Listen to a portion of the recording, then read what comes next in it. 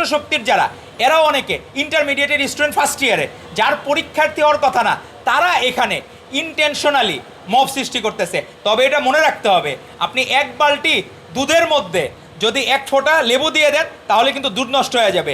তো এক বালতি দুধ মানে যদি আপনি সাধারণ শিক্ষার্থী হিসেবে তুলনা করেন, এই সাধারণ শিক্ষার্থীদের মধ্যে এই ফ্যাসিস্ট লীগ, নিষিদ্ধ লীগ, ছাত্রলীগ এবং এই ছাত্র শক্তি এবং যারা হেরে গেছে গুপ্ত শিবিররা, এরা এক সূত্রে গেঁথে ওই দুধটা নষ্ট করে দিচ্ছে। তো সাধারণ শিক্ষার্থীদের দাবি ছিল পরীক্ষাটা যাতে পরবর্তীতে নেওয়া হয়। আর এখন যারা অটো পাসের চিন্তা করতেছে, বাংলাদেশের শিক্ষা ব্যবস্থা আর কোনো দিন আগের মতো পিকনিক করে পরীক্ষা দিতে পারবে না, আগের মতো আনন্দ করে পরীক্ষা দিতে পারবে না, যে আনন্দ করে A+ হবে আর পিকনিক করে একজন একজন দেখা দেখেই করবে। আর যেসব জায়গায় আওয়ামী লীগের নেতারা, ওখানকার সভাপতি থাকতো গভর্নিং বডির, তারা পাশের হার বাড়ানোর জন্য শিক্ষকদেরকে লেলায় দিত যে তোমরা শিক্ষার্থীদেরকে হেল্প করো যাতে A+-এর সংখ্যা বাড়ে।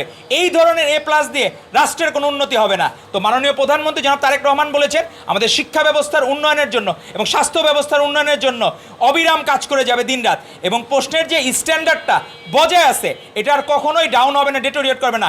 শিক্ষাকে যদি আপনি সত্যিকার জাতির মেরুদণ্ড ধরেন, সেই মেরুদণ্ডকে শক্ত করার জন্য কাজ করে যাচ্ছেন মাননীয় প্রধানমন্ত্রী জনাব তারেক রহমান। কিন্তু যারা অসৎ উদ্দেশ্য নিয়ে কাজ করতেছেন তাদের ওই স্বপ্নভঙ্গ, ওই 12ই ফেব্রুয়ারির পরে আর ঘুম আসবে না, তাদের আর আজীবনে ঘুম আসবে না।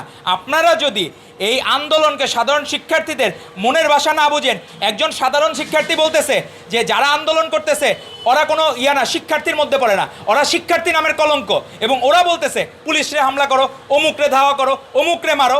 তো এই ধরনের বর্বরতা, অরাজকতা, এগুলো ফ্যাসিস্ট লীগের চরিত্র।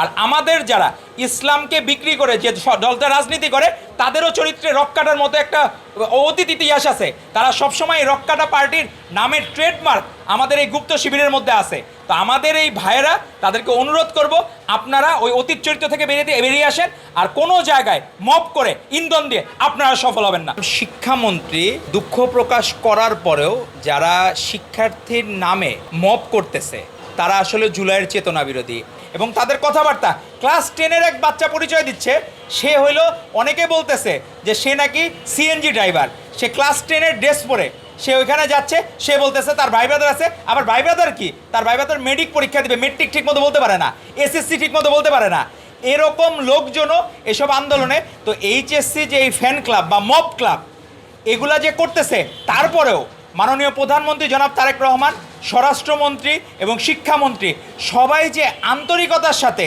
বিষয়টা ডিল করতেছেন। অনেকে দেখলাম যে এখানে যে মব ক্রিয়েট করা, তাদের মানসিক চিকিৎসার দরকার আছে। পড়ালেখা না করে বাসায় আপনার মুখ দেখাতে পারবেন না, এজন্য আপনি বাইরে এসে মব করবেন। পিতামাতার কাছে জবাব দিতে পারবেন না পড়ালেখা না করে ফেল করলে, সেটাকে জাস্টিফাই করার চেষ্টা করবেন। এ ধরনের মব কোনোভাবেই গ্রহণযোগ্য না। পরবর্তীতে প্রত্যেকে, যেমন অনেকে প্রশ্ন তুলতেছে বৃষ্টির কারণে সে পরীক্ষা পিছানোর দাবি জানাচ্ছে, সে অটো পাস চায়, আবার বৃষ্টিতে ভিজে সে নাকি আন্দোলন করে। এটা কি আন্দোলন রে ভাই? আমরা বুঝলাম না যে বৃষ্টির কারণে সে নিজে পড়ালেখা করবে না কিন্তু বৃষ্টিতে ভিজবে, সে এক অদ্ভুত বিষয়।